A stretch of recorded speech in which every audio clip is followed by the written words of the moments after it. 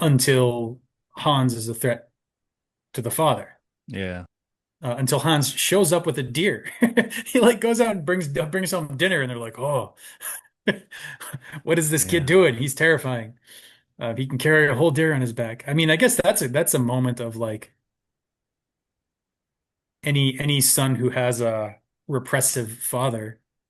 At some point, you're big enough that like he doesn't quite have the same power over you that he used to, and all of a sudden you're Yeah. sort of a threat to his power, and like that's a pretty common motif for a lot of kids growing up. So Yeah. I could see that mapping onto, when he comes back with the deer.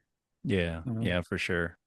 And yeah, if he was trying to domineer him, he could, he's a giant, he could domineer him physically, but then Hans comes back and he has super strength and competence and everything, using weapons, killing the deer and everything. Now, the giant doesn't so much have the physical dominance over him. You had mentioned the giant sort of turning his mother too. I think there's some evolutionary psychology basis for this. I read a book on murder by the evolutionary psychologist David Buss, and he mentions modern day episodes of women trying to or killing their biological children in order to be more attractive to men, or I should say, there's no husband or father in the picture, and so it's a woman with biological children who will, uh, kill her own children to try to be more attractive to like a potential mate. mm, And maybe there's something about that with Hans here.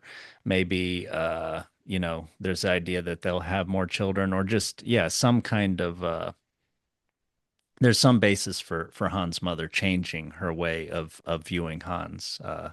Unfortunately, as life sometimes goes, and as these fairy tales will sometimes show us without really much apology or anything. yeah, yeah, that's true. That's true. They sort of, it's subtle, but it's undeniable. Like they don't put it in your face, but it's like you can't avoid it.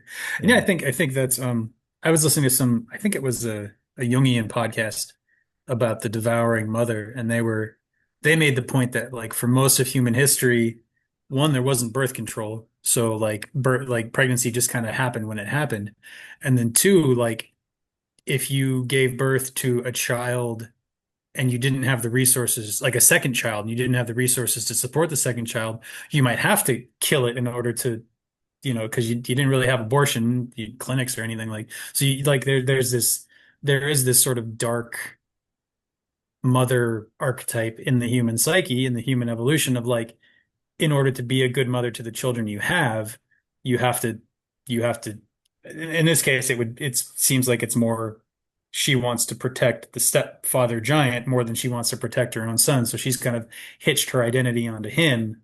But I think that happens as well. I think I don't think that that's particularly like the archetypal realm. I think that's pretty human. Yeah, yeah, for sure. I mean, it's like you said, they have to sometimes. There's some tough choices.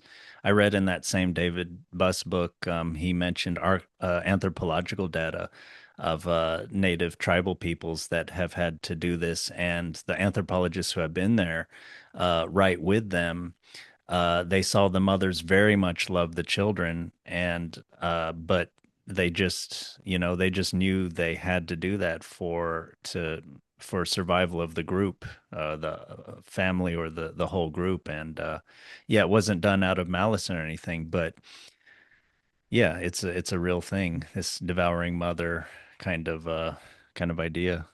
Yeah, yeah, the reality of death and limited resources. I Oof. was also thinking, please like and subscribe for more of our open minded content and comment below on your thoughts or questions about the story. Let us know if you'd like us to cover another stimulating story, and thank you for participating.